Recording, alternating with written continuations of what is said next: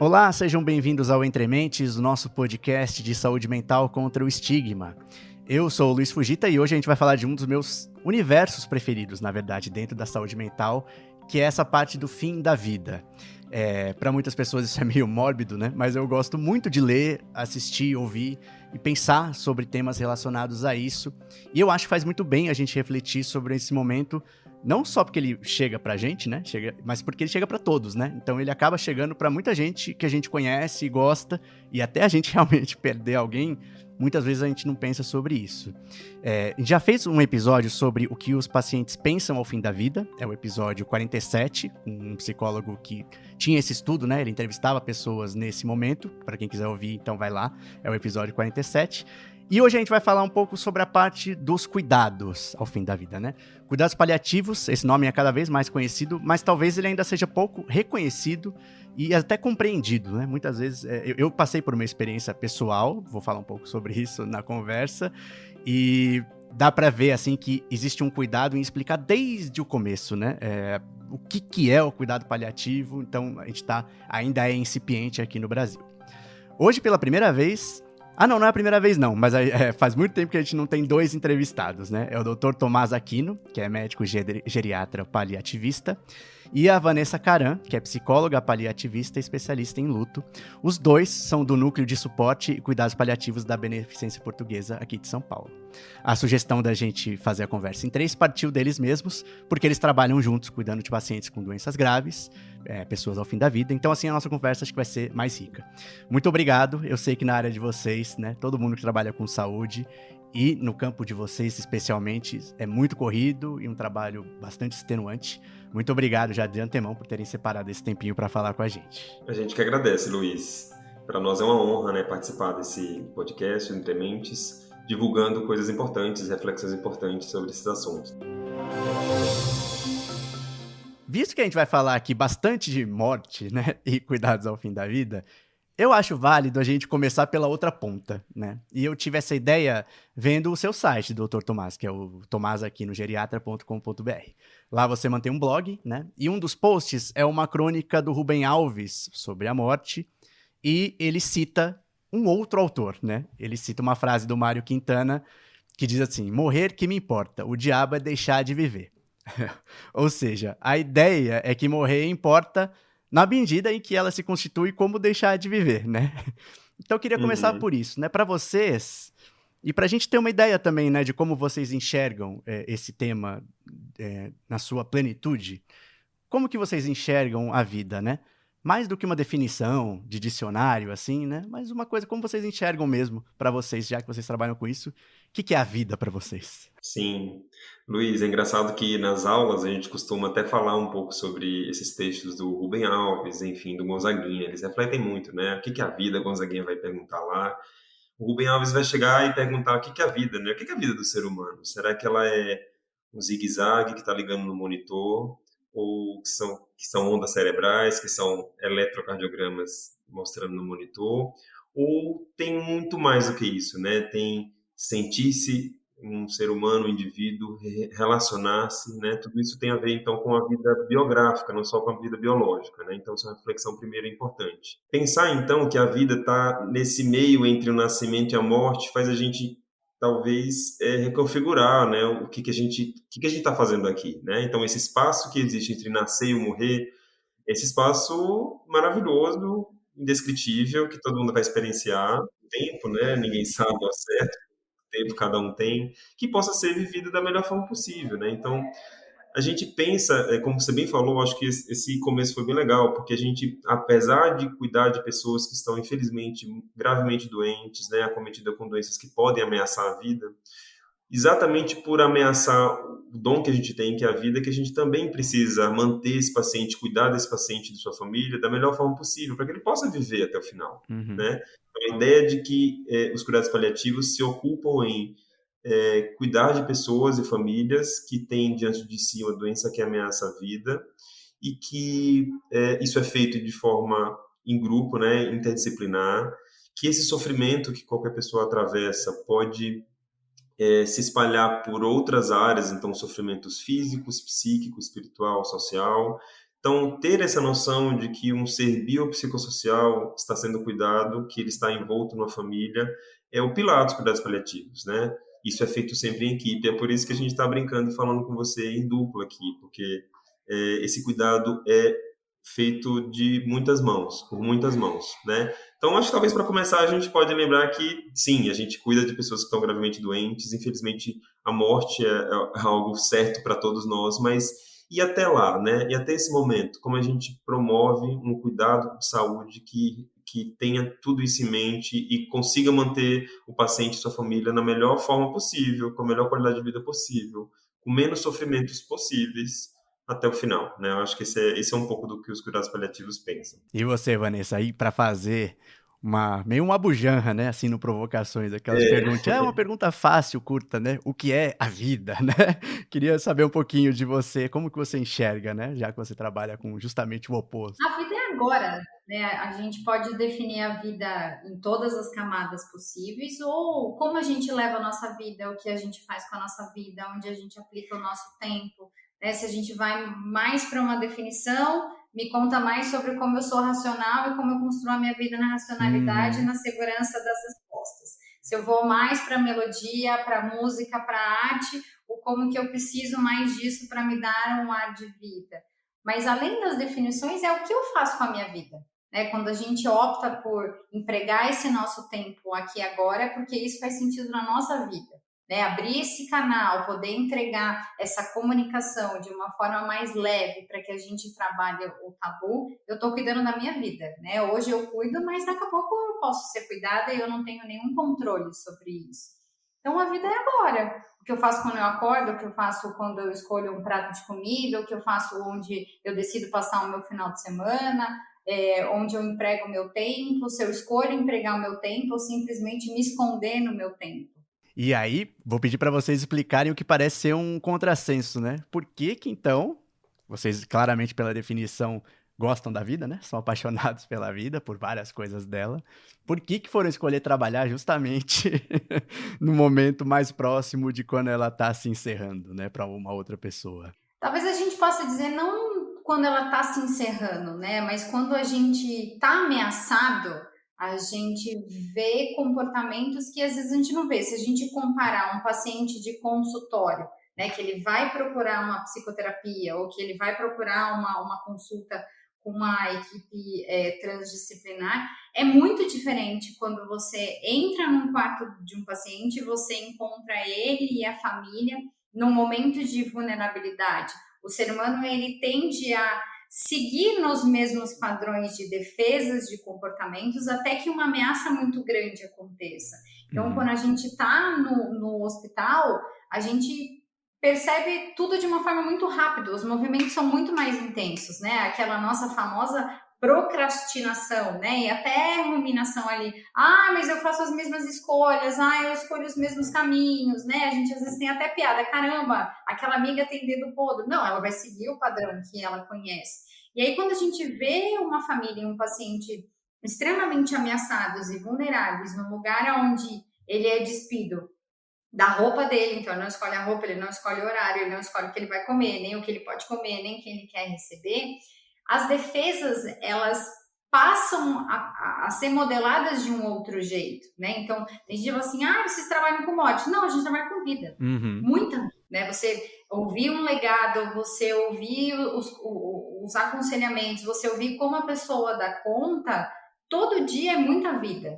Né? Meu óculos pode estar meio nebuloso e eu entender que aquilo é mórbido, mas se eu estiver atento, sensível e minimamente em ordem comigo mesmo, a gente vê vida a todo momento. Luiz, eu acho que eu vim trabalhar com cuidados paliativos porque eu acho que eu sempre pensei na medicina que a gente era muito setorizado, né? Então, os especialistas, ultra especialistas, a gente tem olhado muito para o órgão. Então, especialista em olho, especialista em todos os órgãos. E aí, nesse caminho, me tornei clínico, me tornei geriatra, porque eu imaginava que eu cuidava de pessoas como um todo. Eu acho que no cuidado paliativo isso ainda é mais amplo ainda. Porque, para além do que a gente aprendeu do biológico, a gente vai cuidar e vai se importar e vai levar em consideração sofrimentos de outras áreas que a gente não costuma nem aprender na medicina, né? Então, estou falando de sofrimento espiritual, sofrimento Uhum. psíquico, sofrimento social. Então, veja que a gente está ampliando o olhar do ser humano para outras camadas de atenção, né? E considerar que tudo isso traz sofrimento, né? Que num momento de fragilidade, de adoecimento, os sofrimentos podem escapar por todas essas dimensões. Ter pessoas que se ocupem, que cuidem disso, para mim faz todo sentido, né? Eu acho que todo mundo já viveu familiares ou amigos que passam diante de uma doença difícil, como infelizmente o olhar técnico, principalmente médico, mas todas as profissões de saúde, infelizmente se ocupam muito para os lugares biológicos, né? Esquecem de quem é que está atravessando aquela doença. Então, eu acho que faz parte dessa escolha um olhar um pouco mais amplo do ser humano e da sua necessidade, do seu sofrimento. Eu acho que também tem um pouco disso, né? Entrando agora até um pouco mais nessa parte dos cuidados, né? Eu venho de uma família que é bastante grande, né? Tanto do lado da minha mãe quanto do meu pai, assim, eles tinham 8 irmãos, o outro lá tem 9. Então, sempre, né, todo o meu crescimento foi com muito tio, e aí muito primo. Então, no decorrer, assim, da minha vida, eu perdi muitas pessoas, né? Tanto pessoas de uma forma mais esperada, porque já estavam mais velhas, quanto outras. Mas como tinha muita gente, aconteceu de tudo, né? Então já fui em muito enterro, muito velório, já aconteceu bastante. Por outro lado, eu agora estou numa fase em que muitos amigos começam a ter isso. Às vezes eu vejo tem amigos que não tinham uma família tão grande assim, então nunca aconteceu, né? Tem uma idade parecida com a minha e nunca perdeu um familiar próximo, né? Do núcleo, assim, ou mesmo tio, alguma coisa assim. E agora começa a acontecer mais. E aí eu percebo, assim, que aquilo que eu falei antes, né? Às vezes as pessoas nunca pensaram sobre isso, né? Até acontecer. E você percebe claramente, mesmo sendo leigo, você percebe claramente, assim, como é novidade, né? A pessoa fica meio perdida. Queria saber do lado de vocês, né? Isso é uma impressão minha, né? Mas vocês acham que é uma coisa mais geral? As pessoas pensam pouco sobre esse momento, tanto para si quanto para os outros, né? Para o entorno delas? Sim, é uma impressão. Infelizmente, ainda é um tabu, um grande tabu, talvez, dos grandes, né? Depois do sexo, a morte é um grande tabu, porque parece que falar sobre ela as pessoas atraem, e na verdade há uma grande dificuldade de lidar com a própria finitude, né? Porque olhar para a própria finitude, acho que bagunça muitas bases aqui do ser humano, né? Da existência, das relações, do tempo. Ao mesmo tempo que a gente sabe, né, que muitos filósofos falam que olha, a morte talvez seja uma grande conselheira, né? Porque a partir do momento que a gente pode aprender sobre o fim ou se percebe como finito, aí a gente vai pensar um pouco, ok, já que isso acaba, o que eu estou fazendo com isso, né? Então ela pode ser uma grande conselheira no sentido de recolocar os tempos, né? Recolocar os espaços, recolocar as prioridades. Isso pode ajudar a gente a viver melhor, viver com intensidade, de ver, inclusive, presente na sua vida, não simplesmente sobreviver, né? Então acho que tem sim um grande tabu na conversa sobre a finitude, sobre a morte. Isso traz uma consequência gigantesca. Essa consequência por não falarmos sobre isso, a gente não consegue se preparar um pouco sobre isso. A gente não consegue prover os cuidados adequados para alguém que está nessa fase da vida. Isso traz inúmeras consequências. E aí tem questões históricas, sociais, né, que fizeram com que a morte, que era muito presente no ser humano, né, então as pessoas morriam em casa antigamente, né? Se vocês perguntarem às avós e avós e tal, era muito presente, as pessoas estavam mais em velórios, as pessoas morriam em casa. Eu fui médico de família, Luiz, um tempo, e eu lembro que eu já fui atender pacientes em domicílio que estavam com a vela na mão. Sou nordestino, de Aracaju, e tinha essa questão, quando o paciente estava perto de morrer, a família estava do lado, o paciente tinha uma vela na mão, enfim, várias lembranças no sentido de que isso historicamente a gente vê, né, o quanto que a morte foi setorizada do ambiente mais coletivo, domiciliar, para um ambiente mais estéril, né, mais silencioso, mais frio. E nem é tão antigamente assim, né? Pois é, para o leito de UTI. Imagina, um leito de UTI, um leito isolado, estéril. Pois é, tipo uma parafernália super importante. Então, veja, ao mesmo tempo que a gente lidou com os avanços que a medicina trouxe para lidar com doenças que eram potencialmente reversíveis, né, infecciosas e tal, a gente trouxe também uma tecnologia que, infelizmente, foi muito no limite em relação ao ser humano. Então, às vezes, as pessoas podem, infelizmente, estar vivendo, às vezes, em condições de serem suportadas apenas por medidas invasivas e que, no fundo, a gente vai se perguntar de novo na nossa primeira conversa, né? O que é a vida? Será que as pessoas que estão ligadas a aparelhos sem interação, sem perspectiva de relação, quanto que isso foi maléfico em algum grau. Então, eu acho que essa discussão sobre o papel da morte, quanto que a gente conversa sobre isso, traz uma fraqueza nossa, enfim, como sociedade, ou uma dificuldade nossa como sociedade de lidar de frente com a questão que é importante do ser humano. Apesar, afinal, né, ninguém ainda vai deixar de passar por isso. E uma última coisa, assim, Luiz, que é uma comparação bem legal, é sobre o nascimento, né? Por isso que eu faço questão de lembrar, e os paliativistas gostam muito dessa relação, o do quanto que esses ciclos deveriam ser vistos com maior importância, né? Então a gente tem muita atenção ao parto, aos cuidados do parto, onde é que o parto vai ser feito, o que eu faço para me preparar para o parto. E eu penso que esse parto do final, né, essa mudança final do ser humano, precisaria de uma atenção, de uma preparação, né? Onde é que a gente quer passar os tempos últimos da vida? Com quem? Como? Atravessando o quê? Né? Então, será que a gente pensar sobre isso poderia fazer com que a gente, inclusive, recebesse cuidados adequados e proporcionais e relacionados aos meus desejos? Né? Cada um tem desejos, como gostaria de ser, e a gente poderia, talvez, ter um melhor cuidado se a sociedade também refletisse mais sobre esses assuntos. Perfeito. Quer adicionar algo, Vanessa? Fica à vontade. Não, acho que o Dr. Tomás falou tudo, né? E realmente, a gente às vezes tem uma escuta no processo de luto dos filhos, né? E a gente percebe o quanto que a gente deu um pulo, né? Então, antes as crianças, elas estavam em casa, elas participavam dos funerais, era algo normal, fazia parte, e de repente é tudo escondido. Né? Então, eu não falo sobre isso, e aí minha mãe nunca falou que ela ia morrer. E aí a gente vai passando esse normal de não falar, né? E aí cada vez mais a gente tem complicadores de luto porque a gente não fala. Se a gente não fala, a gente não cuida, a gente não vê. E aí quando vê, já vem um sintoma. Então talvez a educação, esse programa, esse podcast sejam uma das ferramentas para a gente conseguir entregar na população que, olha, podemos falar. Né? A gente brinca muito, a gente fala disso, a gente está vivíssimo, então falar não atrai.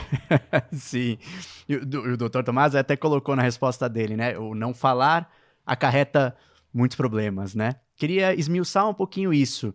Claro que os pacientes são muito diferentes, têm histórias diferentes, personalidades diferentes, mas como que a gente pode, né, dar uma visão geral de que problemas acarreta não falar, né? Seja do ponto de vista dos familiares, da própria pessoa, quando ela tem um diagnóstico desse, né? E a sua vida está mais ameaçada de uma forma mais clara. O que acontece, né? O que vocês veem? Putz, o falar ou refletir sobre isso durante a vida poderia ter tornado essa experiência diferente, né? Como é quando você percebe que realmente não era um assunto que era um objeto de atenção daquela pessoa e da família dela, né? Acho que a gente pode pegar não só o falar ou não falar sobre a morte, né? Mas quando a gente faz uma avaliação e vai tendo uma sequência de avaliação, você vai percebendo como é a dinâmica daquela família que está passando pelo adoecimento, né? Então, a gente tinha espaço para conversar sobre os problemas? Não, eram figuras fraternas, né, pai ou mãe, avós, figuras de autoridade, onde a gente não falava sobre os problemas, onde a gente não tinha um colegiado, onde a gente não tinha participação. E aí, quando eu não falo de um problema, seja ele de ordem qual for, eu só recebo a consequência dele, né? Então, se eu pego um diagnóstico ameaçador da vida, onde a gente não fala, muitas vezes, no início do tratamento, quando possível, a gente percebe que aquele paciente, ele vai mais ele na consulta, no máximo ele, o parceiro ou a parceira, e aí, de repente, numa fragilidade maior, os filhos são surpreendidos, né? E às vezes ele fala assim, eu não tinha noção que as coisas estavam desse jeito. E aí tem os sistemas de proteção, né? Às vezes, para aquele núcleo familiar, foi aprendido onde não, vamos dar conta sozinho, porque eu não posso dar demanda, porque eu não posso tirar o outro da rotina, né? E aí você tem filhos que aprenderam que o normal é não falar e não compartilhar, pais que também passaram por esse processo de aprendizado, e aí o circo pega fogo no sentido de, na maior fragilidade, a gente precisa clarificar todas as informações. Só que o nosso tempo racional, ele é diferente do nosso tempo emocional.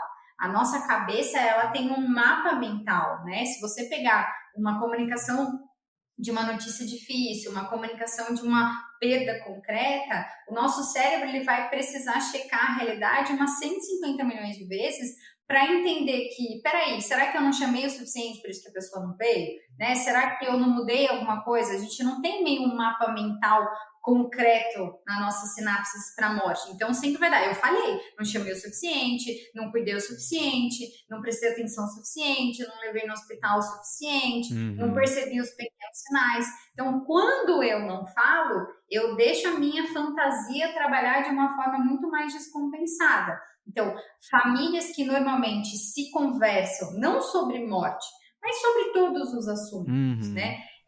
Fica mais fácil você dar conta até das emoções, porque inclusive as emoções podem ser ditas, né? Famílias que têm estratégias mais evitativas de não falar, de dar conta sozinho, aquele reforço, mas é um guerreiro, ele dá conta de tudo, né? Você já castra a possibilidade de poder falar de coisas que doem. E as coisas que doem não são só daqui, né? Dói o sintoma da dor, dói o sintoma da dor emocional, dói o meu status social que eu perdi, dói o meu lugar da família que eu não estou conseguindo mais desempenhar aquele papel agora. As outras pessoas, se nunca desempenharam, vão bater cabeça para tentar se encontrar.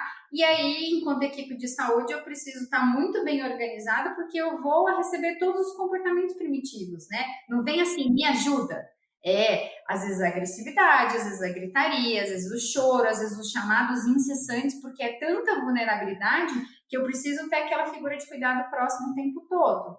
Então, quanto mais a gente falar, começar falando na nossa própria casa e entendendo os estilos, né? Quanto menor a vulnerabilidade, mais eu posso falar daquilo que me incomoda. Como mais vulnerável eu estou, menos eu dou conta. E respeitar. Não é todo paciente que quer falar. Então, acho que a gente vai com uma proposta de abordagem, mas a gente sempre segue, né? A gente brinca a agenda do paciente e da família. Às vezes ele vai dizer, olha, conversa com a minha filha, ou às vezes ele vai direcionar todo para o sintoma físico e não vai conseguir te falar nada emocional, e aí conversando com outro familiar, ele sempre foi assim. Ele não treinou a vida a falar. Então, ele não vai falar sobre raiva, tristeza, rancor no final dela. Sim. Eu adorei esse exemplo que você deu, Vanessa, porque esse não, ele é um guerreiro, ele vai conseguir, né? Porque ele tem uma capa, assim, ele tem uma cara de coisa positiva, né? Tipo, um reforço, uma coisa legal, né? De apoio, e essa parte do silenciar fica meio camuflada, né? Acho isso interessante. Não é só o silenciar de, tipo, nossa, a coisa mais caricata, né? Não, ninguém fala, fica um silêncio. Dá pra falar e não falar, né? Isso é bem interessante. Exato. E dá pra dar indireta, né? Se eu te coloco ali no arquétipo do guerreiro, você já tá castrado de qualquer vulnerabilidade. Sim. E como que é ruim essa coisa de termos bélicos, né? Porque aí, poxa, o paciente morreu e perdeu? Não. Né? Ele desistiu de lutar? Não, ninguém desiste de nada, né? A gente simplesmente não dá conta de compensar sintomas, de segurar a doença e a gente falece. Isso não tem a ver com perder ou ganhar.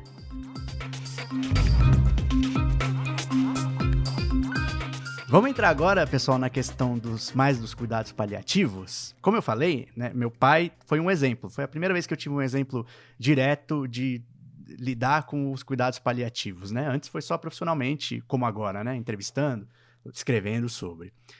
O meu pai morreu em abril desse ano. E aí, foi bem como o Dr. Tomás falou, hermético, mas aí, no caso, foi porque ele já tinha uma demência há muito tempo. Então a gente meio que foi perdendo ele progressivamente por anos, né, assim. E, enfim, ele teve uma pneumonia e uma Covid. Então, como ele teve essa questão da Covid, ele realmente ficou isolado e de uma hora para outra a gente não pôde mais vê-lo. E a partir dessa internação foi meio rápido, assim, eu acho que cerca de 30 dias ele acabou decaindo muito, assim, e acabou morrendo. E logo que ele foi internado, o médico já chamou a gente para conversar pessoalmente, né? Já avaliou ali a situação e já chamou. Eu gostei muito, né? Achei bem interessante. Eu tenho uma irmã e a minha mãe que foram nessa conversa também. E mesmo para minha mãe, que acho que é menos versada nesse assunto, foi muito bom para ela também. Eu temia um pouco como seria, porque o médico chamou e foi bastante direto, né? Ele foi muito acolhedor, mas também foi bastante direto, né? Esse equilíbrio é bem difícil de conseguir. Eu imagino que vocês devem lidar com isso rotineiramente. Então, eu queria que vocês dissessem um pouco, primeiro, nesse caso, né? O meu pai, ele entrou e foi internado e já tinha um baixo nível de consciência, né? E logo entrou já nesses cuidados paliativos.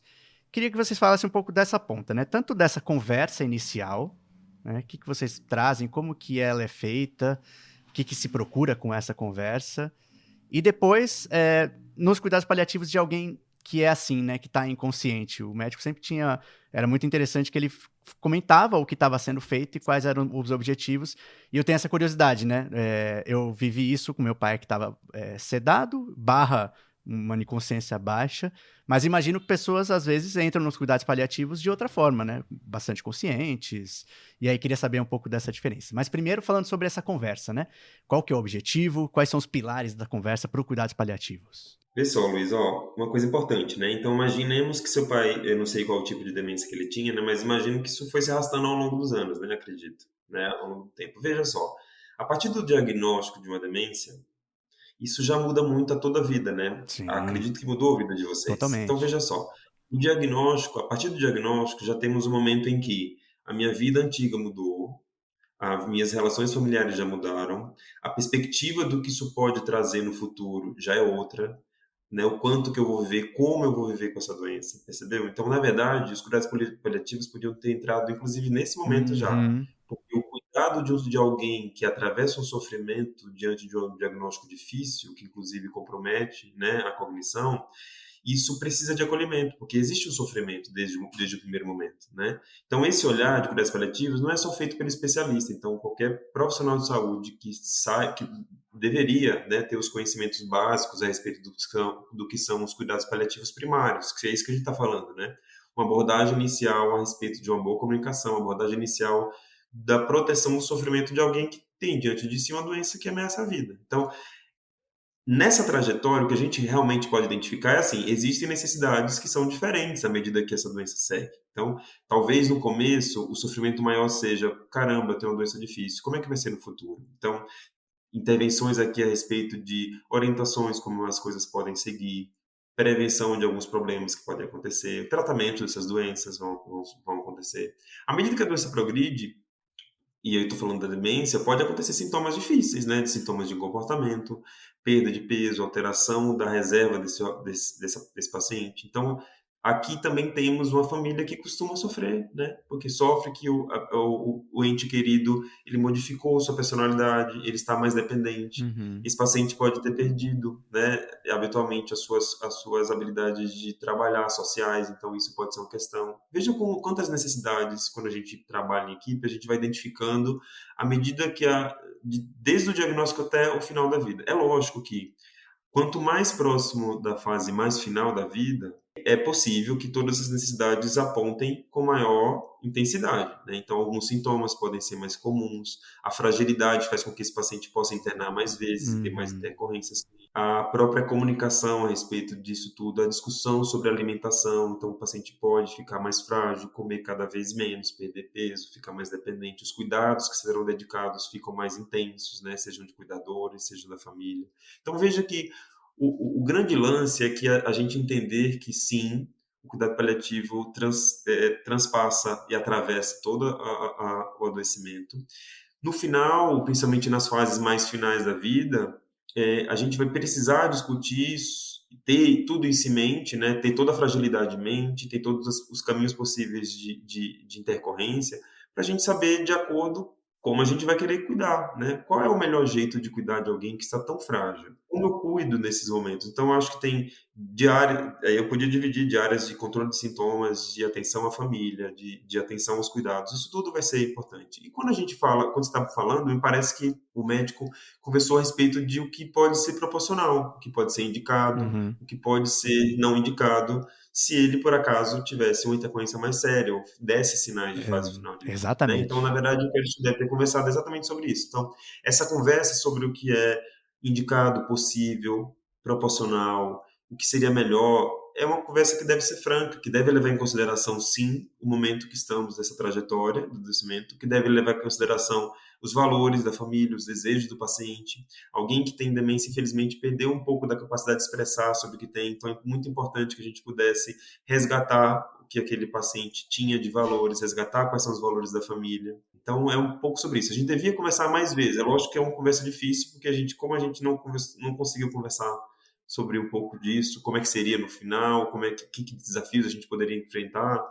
Isso às vezes termina sendo reservado para esses momentos. Então, nesse sentido, quando o paciente não tem consciência, a gente vai lembrar disso, né? Lembrar de quem ele era, quais são os seus valores, do que faria sentido para ele, como cada intervenção pode ajudar ou atrapalhar, né? Tem intervenções na medicina que, querendo ajudar, a gente pode trazer mais sofrimento, né? Que não terão benefício. Então, essa conversa tem que ser realmente franca, mas com muito cuidado mesmo. Quando o paciente está consciente, aí a gente está falando com vocês aqui do ambulatório, aqui da BP, de cuidados paliativos, inclusive, e a gente conhece esses pacientes, às vezes, desde o diagnóstico. Olha que interessante. Então, às vezes, tem colegas oncologistas que acabaram de diagnosticar num paciente uma neoplasia, seja ela qual for, e a gente tem a chance de cuidar desse paciente desde o começo, né? Então, controlar uma dor no câncer difícil no início, ter o acompanhamento psicológico e fazer essa atenção, poxa, como é que é receber essa notícia? O que mudou? Veja que há sofrimento. Então, veja, a gente tem a chance, então, e deveria ser mais acessível, né? A possibilidade de ter esse cuidado integral quanto mais cedo possível. Toda a Organização Mundial de Saúde, todas as sociedades relacionadas a isso, indicariam que a gente precisasse ter esse cuidado cada vez mais precocemente. O fato é que, infelizmente, pela escassez de equipes, pela escassez de formação, esse cuidado, quando é feito muito tardiamente, né? E por isso que fica uma ligação muito comum entre cuidado paliativo só no final da vida, né? Cuidado paliativo só entra ali quando o paciente está perto de falecer. O ideal é que a gente fizesse isso antes. Mas, é claro, sim, temos muitas necessidades e muitas importantes que vão crescendo e se transformando no final da vida. Né? Mas com o paciente consciente, isso vai ser conversado sobre o que ele quiser conversar, né? Então, essa demanda, essa agenda vem a partir do quanto o paciente elabora o seu adoecimento. Então, a gente também está preocupado, para além das questões técnicas médicas, que têm que ser aprofundadas normalmente, né? Então, se ele tem tosse, ele vai receber medicações para isso, mas como que essa doença tem repercutido na sua vida, na sua família, na sua mente? Quais são suas preocupações, seus medos, né? O que está nessa cabeça a respeito disso? Então, a gente está também num lugar de ouvir essa situação, de ouvir toda essa fala e ouvir essas demandas que podem acontecer, essas necessidades que podem acontecer, para a gente conseguir construir com o paciente um cuidado que faça sentido para ele, que traga, que respeite, né, todas essas necessidades, até que seja o final, né? E quando a gente está com o paciente consciente, a vantagem é a gente não deixou para isso tudo explodir, para a gente cuidar, né? A gente conseguiu cuidar com mais tempo, com mais...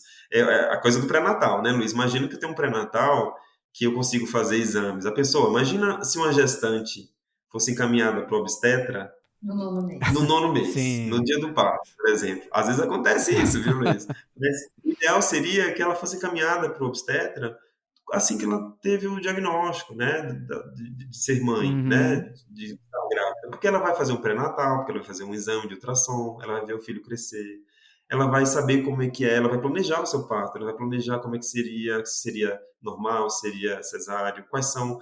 A gente vai prevenir coisas acontecendo aqui, né? Se eu colho exames e identifico problemas, eu trato mais frequentemente. Então, mesma coisa, um paralelo com esse final, assim, a gente vai se prevenir a coisas doídas que podem acontecer nesse processo de evolução para a terminalidade, para a fase final de vida, né? Então, quanto mais esse cuidado é próximo, é voltado para o paciente, com as suas demandas, com as suas necessidades, a maior chance que ele seja e receba um cuidado que tem esse olhar amplo, adequado, né? Acho que tem... Então, quando o paciente está consciente, a gente consegue construir. Inclusive, consegue construir, Luiz, o que a gente chama de diretiva antecipada de vontade, que são desejos, vontades, coisas que são importantes para as pessoas até no final da vida, né? E a gente consegue ver isso no nosso dia a dia, né? Tem várias pessoas e várias famílias que conseguem trazer para a gente desejos, necessidades, para que a gente tenha atenção, né? E cuide delas de uma forma personalizada, né?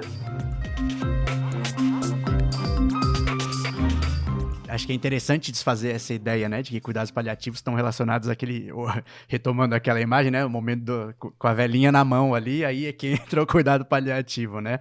Aí uma breve dúvida sobre isso, então, né, Vanessa e Dr. Tomás. Então, como é que se entende que estamos falando de cuidados paliativos? Porque aí também não é qualquer diagnóstico de qualquer doença, em qualquer caso, que, aqui é ideal que comece um cuidado paliativo. A gente tá falando do quê, né? Quando que se entende que é legal entrar no mundo ideal, ter esse trabalho? Acho que a gente volta respondendo de trás para frente, né? O cuidado paliativo que a gente estava falando antes, que é o que o grande maioria acontece, são cuidados de fim de vida. Uhum. É uma terapêutica que é indicado para pacientes e suas famílias, independente da idade, inclusive hoje não só humanos, mas os pets também, que estão passando por doenças ameaçadoras da vida e que tem chance de ter muitos sintomas, muito sofrimento. Então, por exemplo, quando a gente teve a pandemia, a gente tinha uma doença nova, uma doença grave, com muito sofrimento, potencialmente ameaçadora. Essas pessoas deveriam ter recebido cuidado paliativo? Sim. A gente tinha mão de obra para todo mundo? Não. Mas aqueles pacientes que as equipes titulares percebiam, né, que estavam caminhando de uma forma com muito sofrimento, seja da família ou do paciente, chamavam a gente e a gente fazia um plano de cuidado, proteção ao sofrimento, conversas como deve ter sido o caso de você ter sido recebedor dessas conversas para o seu pai. Mas se eu pego um paciente com doença crônica, ele pode receber cuidado paliativo? Pode. A gente pode receber o cuidado paliativo para controlar um sintoma, para cuidar de um sofrimento e devolver ele para a vida dele. Ele faz consultas ambulatoriais, como, por exemplo, a gente está gravando de um ambulatório. Eu posso acessar o paciente e ele vem numa fase mais frágil, numa intercorrência. A gente pode conhecer ele hospitalizado, ele receber cuidado paliativo? Sim. Não quer dizer que essa fragilidade ela não possa ser revertida.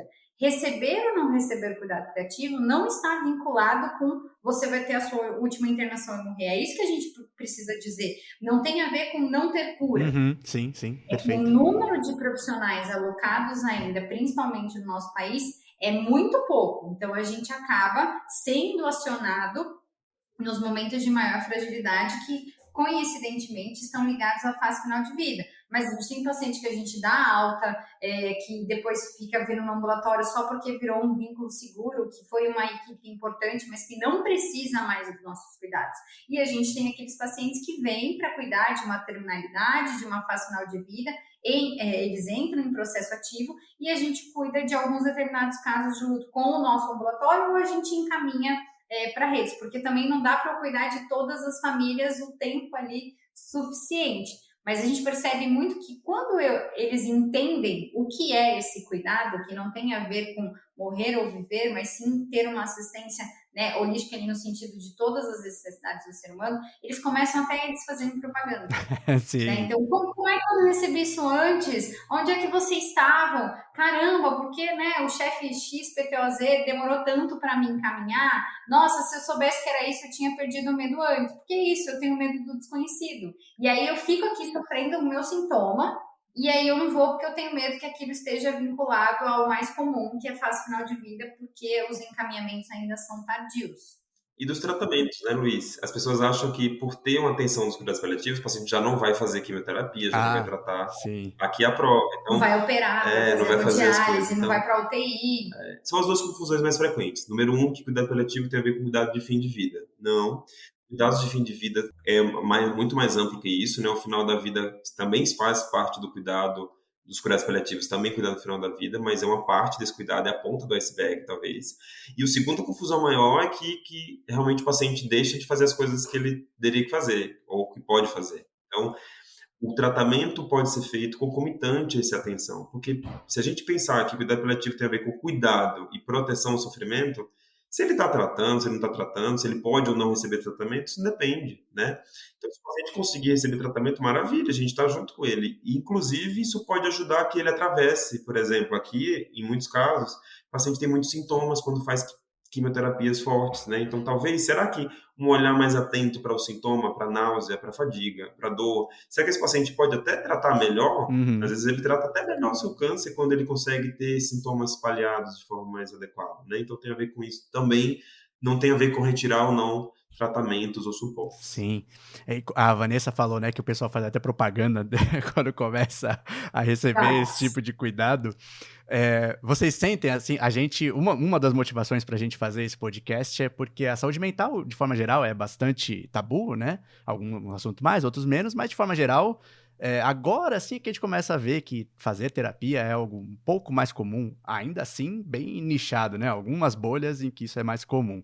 Mas vocês sentem que isso é a forma que os pacientes reagem ao trabalho de vocês é até uma amostra, né, de que, nossa, como faz falta as pessoas fazerem terapia durante a vida, né? Talvez seja a primeira vez que elas estão tendo alguém para me ouvir, né? Para ouvir o que eu tenho a dizer, ouvir minhas aflições. Vocês sentem isso dessa forma? Com certeza. Sim, acho que até na nossa admissão, né? Quando a gente vai colher a biografia, a gente tem o hábito de explicar, né? Olha, não se assuste, a gente vai fazer uma pergunta, porque no seu prontuário tem muito sobre a doença, mas não tem quase nada sobre a senhora, e a gente não consegue cuidar de quem a gente não conhece, porque senão a gente às vezes pega alguns pacientes mais rígidos, mais defensivos, que eles começam a se sentir angustiados até com as perguntas, né? Por que você está perguntando onde eu moro? Quem mora comigo? Que diferença isso faz? E a cultura da saúde, ela dá muito pouco tempo para o paciente responder, né? Então, assim, ele já vem te entregando um discurso clínico que nem sempre tem a ver com a defesa, mas tem a ver com eu tenho 15 segundos para falar em algumas consultas médicas, né? A gente tem pesquisas sobre isso.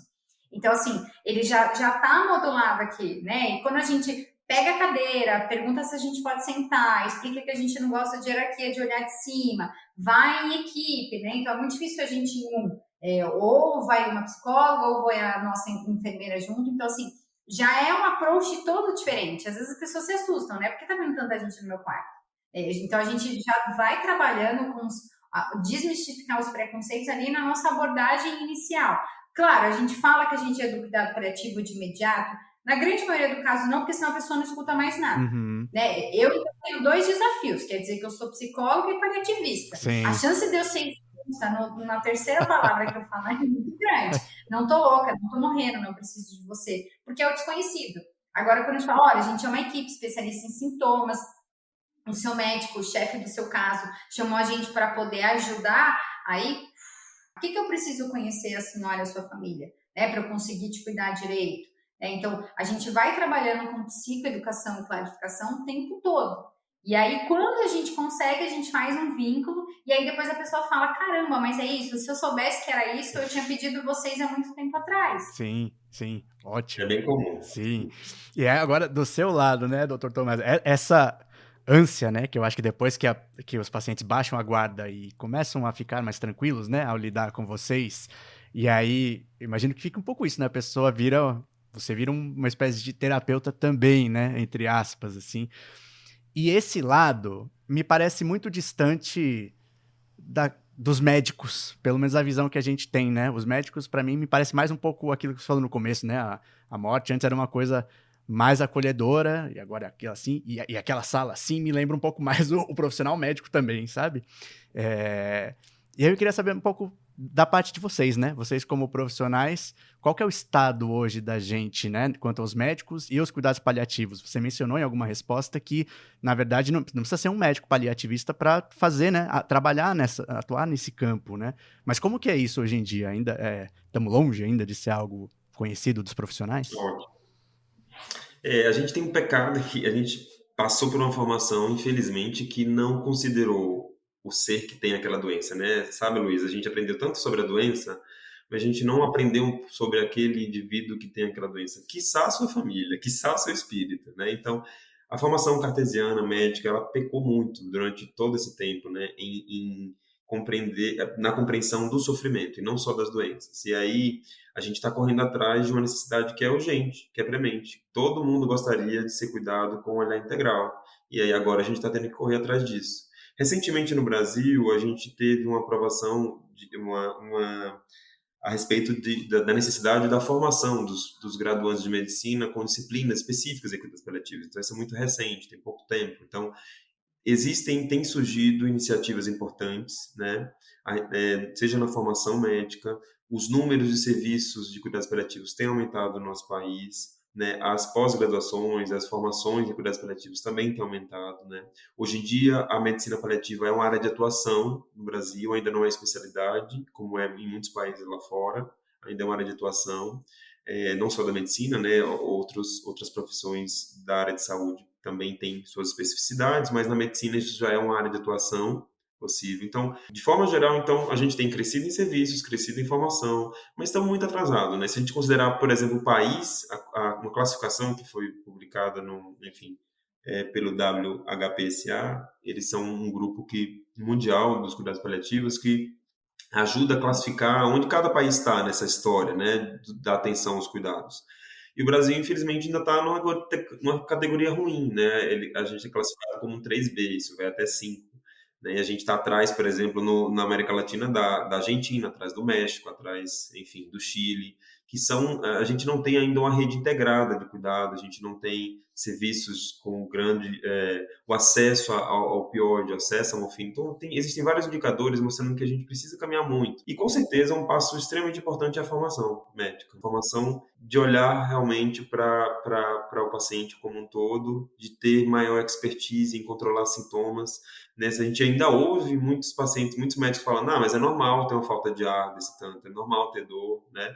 E aí talvez seja normal porque a gente não aprendeu realmente a cuidar de forma adequada, né? E muito detalhada a respeito desse sintoma. Então, se a gente pensar no campo das políticas públicas, a gente também tem algumas iniciativas boas, né? Teve uma resolução agora de 2018, depois de uma comissão tripartite, que incluiu também, inclusive, dispõe a respeito das organizações dos cuidados paliativos no SUS. Então, existe um arcabouço já surgindo importante para a gente fazer, para a gente pensar. E aí, o que está faltando, na verdade, é articular melhor essa integração de rede, de cuidados. Eu acho que, à medida que as equipes vão aumentando, a formação vai melhorando, né? As pessoas vão compreendendo essa necessidade, né? Talvez, e aí a iniciativa pública, enfim, privada, se conectar melhor em rede, principalmente pensando em nível SUS, né? Talvez a gente possa estar caminhando, né? Apesar de devagar, estar caminhando para uma melhor atenção aos pacientes. Fora da gente aqui, né? A gente está aqui desde 2019, pensando no único hospital local, a gente já tem muito mais atendimento do que a gente tinha no passado, né? A equipe já é muito maior, então a gente está vivenciando a olhos vistos esse aumento, não só da necessidade dos cuidados paliativos, mas também da sua atenção. Eu acho que isso tem acontecido. Mas, faço minha culpa. Nós médicos fomos muito mal formados. E aí a gente não foi formado para comunicar bem uma notícia, para fazer uma reunião familiar, né? Isso, infelizmente, impacta na atenção, né? A gente, infelizmente, por não ter essa habilidade, essas ferramentas, a gente faz isso de forma, às vezes, inadequada, né? E o quanto isso pode ter um impacto, né? Você está lembrando de um contato seu que faz toda a diferença na vida de vocês como família, né? Veja como é importante que a gente tenha uma expertise alta a respeito desses cuidados, porque vão fazer diferença, né?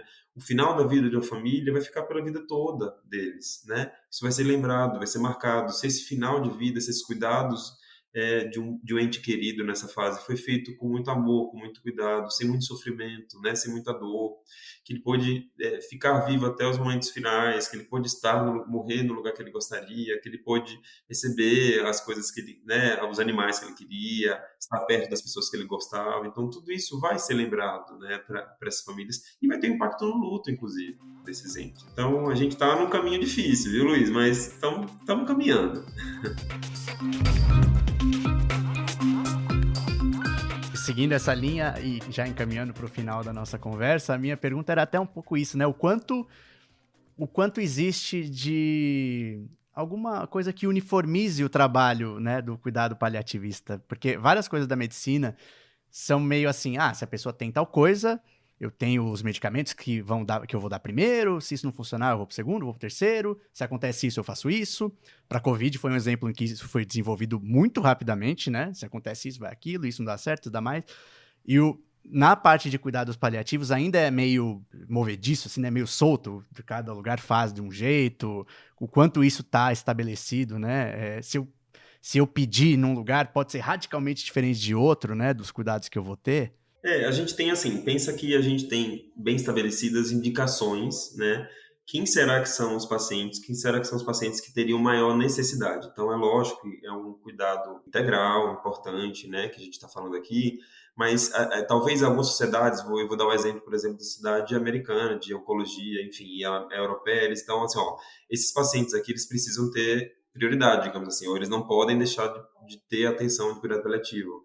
como obrigatória, talvez, né? Então, pacientes Uhum. que têm doenças mais avançadas, ele tem um alto risco de ter sintoma, de ter dor, né? Então, esses pacientes deveriam ter uma avaliação das equipes especializadas em cuidados paliativos. Então, de forma geral, existem normativas que ajudariam aos colegas médicos, e eu estou falando de qualquer especialidade, então estou falando dos oncologistas, estou falando dos neurologistas, dos pneumologistas. Quanto mais grave a doença, quanto maior o sofrimento, talvez o maior balizador para essa atenção especializada seja, de fato, o sofrimento, independente se estou no começo da doença ou no fim. Porque se o cuidado paliativo se preocupa com a proteção do sofrimento, quanto maior o sofrimento, mais eu vou precisar de uma equipe especializada, né? Então, o balizador importante é o sofrimento, né? Então, quanto maior o sofrimento, maior a necessidade de equipes especializadas em sofrimento. Mas, de forma geral, doenças mais avançadas significariam alto risco de sofrimento. Comprometimento funcional é importante, né? Então, quanto mais o paciente está dependente.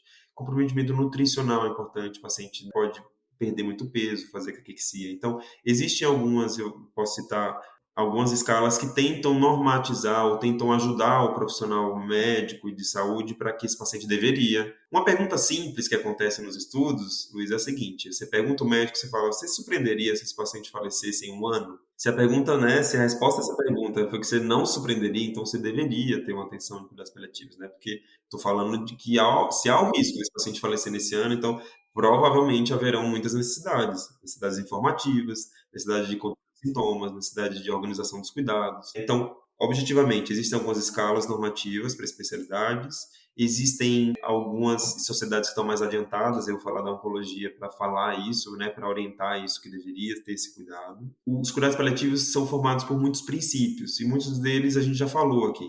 Então, uma atenção integral à dor, da dor, uma abordagem psicossocial, espiritual. Então, tudo isso que a gente está falando aqui tem a ver com os princípios do cuidados paliativos, ser feito de forma interdisciplinar, a gente reafirma a vida, entende a morte como parte normal da existência, o objetivo de não prolongar o processo de morrer sem nenhum sentido, mas não adiantar essa morte. Então, todos são princípios que regem, né, quem é paliativista. Isso pode ajudar em, sim, construir alguns protocolos para que isso seja, talvez, mais objetivado, né? Que a gente encontre objetivos mais definidos. Por exemplo, controle de dor. O hospital tem um protocolo de dor em que o paciente, quando tem tal dor, ele precisa ser acionado, ele precisa receber um analgésico, ele precisa ser avaliado em tanto tempo. Então, eu acho que engloba, na verdade, muitos fluxos em sintomas, mas também desses sofrimentos outros que a gente não costuma lembrar, né? Eu falo espiritual, por exemplo. Olha como é difícil a gente ter um acesso no hospital a um sofrimento espiritual definido, né? Então, a gente termina abarcando também muito desses sofrimentos aqui. Sim, ótimo. Bom, gente, eu sempre deixo a última pergunta de fato para uma mensagem livre, né, para os entrevistados. Muitas vezes a gente não consegue abordar alguma coisa muito importante, né, que não deu para encaixar em nenhuma resposta, então eu deixo esse espaço. O que vocês deixam sobre esse tema que a gente conversou, que vocês acham importante deixar para o nosso público? Se quiser começar, Vanessa, já que o Dr. Tomás fez a última resposta. Acho que estejam abertos, né? A gente sabe que diversos serviços oferecem diversos tipos de cuidado paliativo, mas o dever de proteção ao sofrimento sempre precisa ser o principal pilar. Então, de tudo isso que a gente falou, o principal é não se deixem levar pelo preconceito. Escutem, entendam, percebam que notem o que é um sofrimento de algo que eu não gostaria de ouvir porque eu estou sofrendo muito, do quanto que pode ser benéfico para cuidar do sofrimento e cuidar do sintoma de alguém muito querido que a gente está passando, né? Não é sobre morrer, mas é sobre como viver bem até que esse momento chegue, independente da nossa idade ou da espécie que a gente esteja falando, né? Humano ou animal. Perfeito. E você, Dr. Tomás? De mensagem, para quem ficou aqui até o fim com a gente, ouvindo, eu acho que se interessou, né, Luiz, por esse tema. Então, talvez se ocupou em perceber, talvez tenha um familiar que está passando por isso, talvez tenha vivido, ou até na própria pele, tenha uma doença que realmente ameaça a vida. Lembre que isso é um direito humano, a gente precisa conversar sobre isso, porque os cuidados paliativos são um direito do ser humano. A gente deveria receber uma atenção integral, uma atenção que olha para mim como indivíduo, olha para minha família, olha para minhas dimensões de vida, né? Então a gente precisa e deveria exigir que os serviços de saúde, que os profissionais de saúde, que a atenção à saúde tenha atenção a todas essas dimensões, né? Eu preciso ser visto integralmente. Então, se a gente quer realmente receber uma saúde, um cuidado à saúde comprometido com o cuidado, a gente precisa defender os cuidados paliativos, né? E precisa que todos os médicos saibam melhor sobre os cuidados paliativos, todos os profissionais de saúde saibam melhor sobre os cuidados paliativos. A gente precisa se comunicar melhor, a gente precisa falar melhor sobre os assuntos, a gente precisa escutar melhor, né? Então, eu acho que a última mensagem é que exijam, peçam, a gente precisa conversar sobre, não olhar para o problema só faz com que ele pegue a gente por trás, já diria ditado, né? Então, infelizmente, não falar sobre o que está acontecendo, a doença que está causando, como isso está sendo levado até o final da vida, se a gente não olha para isso, a gente só tem um caminho, né? Que isso seja feito de forma não especializada, que isso seja feito de forma não cuidadosa. Se a gente realmente quer que o nosso ente querido, que a gente mesmo seja bem cuidado, a gente precisa olhar para isso, a gente precisa exigir que os profissionais saibam fazer isso, para que nunca digam para a gente que não tem nada o que fazer. Perfeito. Gente, muito obrigado. Obrigado, Tomás. Obrigado, Vanessa, pelo tempo de vocês, pelo conhecimento todo que vocês passaram aqui e pelo trabalho que vocês fazem. Eu espero muito mesmo que ele seja inspirador para chamar pessoas para trabalharem e para os pacientes demandarem, como vocês falaram. Obrigado mesmo. A gente que agradece. Obrigada. Tchau, tchau. Obrigado, pessoal, por terem ouvido mais esse episódio. Eu vou usar esse espaço aqui, em que geralmente a gente agradece as pessoas que mandam sugestões pra gente, divulgam nossos stories, para avisar, caso algumas pessoas costumem parar depois que a gente termina a entrevista, né, já encerra o podcast e vai ouvir outra coisa, que a gente tem colocado, depois da nossa conversa, que a gente tem chamado aqui de à parte, né?